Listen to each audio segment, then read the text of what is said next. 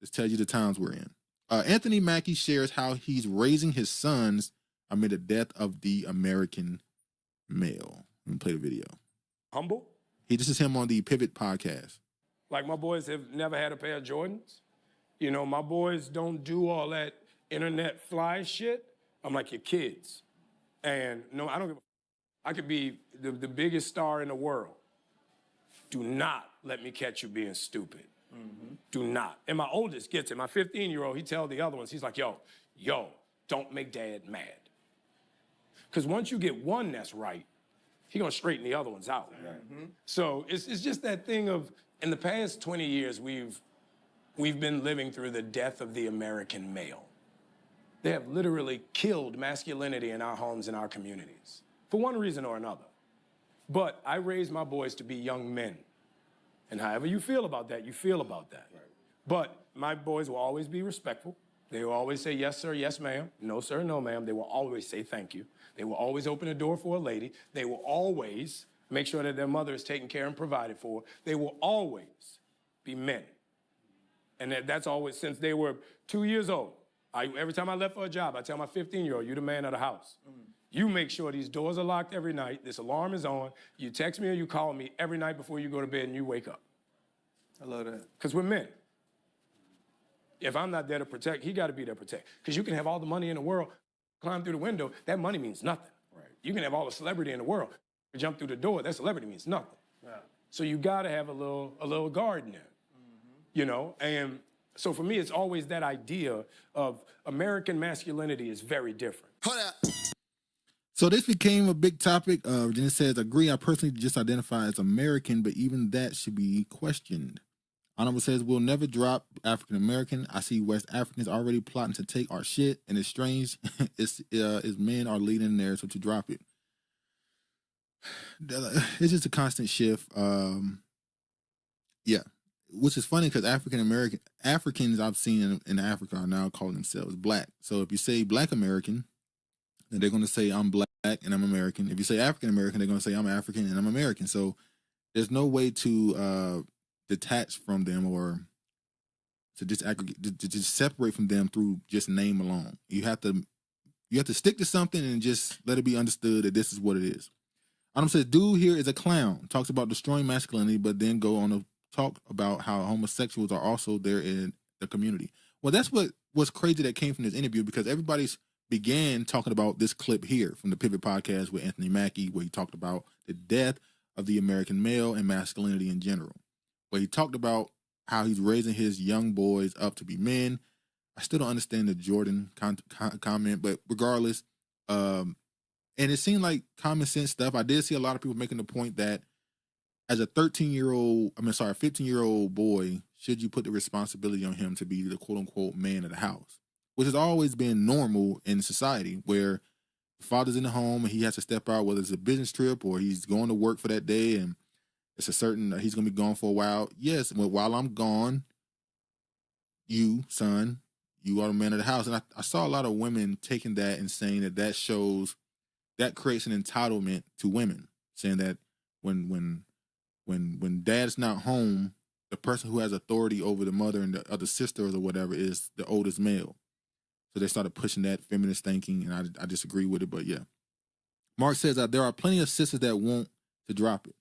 The African-American thing. I've seen just as many content creators and people discussing the separation. I've seen as many women talking about it as the men. But probably the more viral opinions, at least as far as the people that are put as leaders, are definitely the men.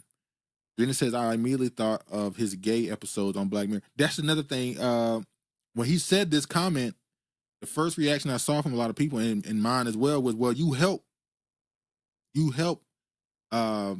kill that image of the American male, particularly Black American male.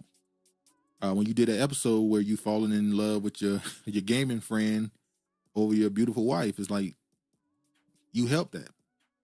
Matter of fact, the industry you're in, entertainment industry, all it push is the lowering of the masculinity of the man.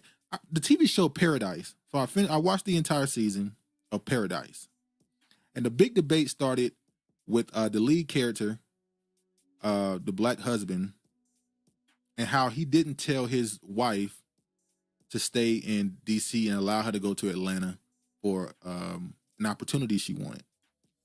And I defended him, saying, well, the president, he didn't make it clear that the world was about to end. He just simply gave him a slight warning. Hey, you know, things could happen. He didn't flat out say, hey, don't leave the state. It's going to pop off. But if you look at that show, every last man in that show, outside of the father, they all had a lack of masculinity. Let me look at the characters right quick. Hold on, let me look at the characters.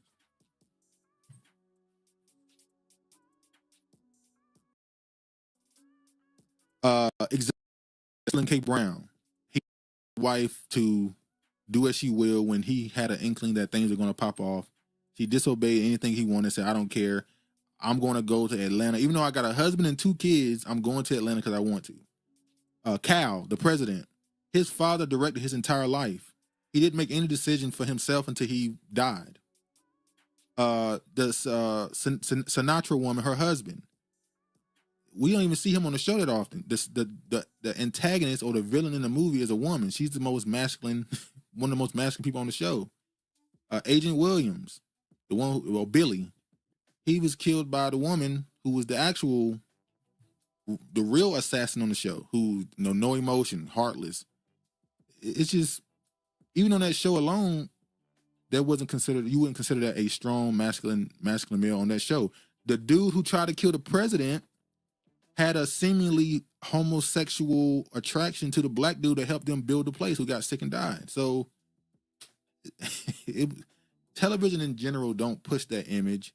For years, people talk about the trope of the dumb father in comedy in sitcoms. The dad is always the dumb one. The mom is always the responsible one. So it is what it is. Adam says, this clip is also dumb because I'm tired of rich black fathers bragging about denying their children things, wanting them to suffer. Yeah, it was another thing. Who said that? Who said that? Oh, Nelly. I think I talked about that already. Nelly said his daughters, they can come home and stay, whatever. But his sons, if they come, they got a certain day on the clock, and that he's not going to help them as much as he will his daughter. They got to get it out the mud on their own. And I said, I think that is the get it out the mud mentality that black people have built, because a lot of the people who are majority of the people who are millionaires in our community nowadays, they tend to have gotten it in their own lifetime. They didn't come from money. They had to make their own money. So they have this idea of rags to riches, where they want their kids to go through the same thing they did, so that they can, quote unquote, gain the experience they have, which creates this mindset that my kids got to suffer in order to live. I agree, it's kind of silly. Virginia says Paradise was great. Sterling Brown, that boy good. Him and his wife have a podcast as well, where they talked about the Black American versus UK actor thing too. Honorable says, Mark, are you talking about the goofy is who deny slavery and believe they are the Indians that are conquered on their own land?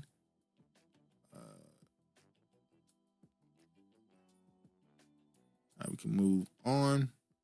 But yeah, that led to a whole discussion about masculinity, and I saw a viral clip of them that was having a debate about it, and the woman kept bringing up sexual assault, men who commit sexual assault, and it was sad that it was Joe Budden. He was making the point that whenever we speak about masculinity in boys and raising our boys, we bring women into the conversation. We qualify a man's raising of his son through how women feel about it.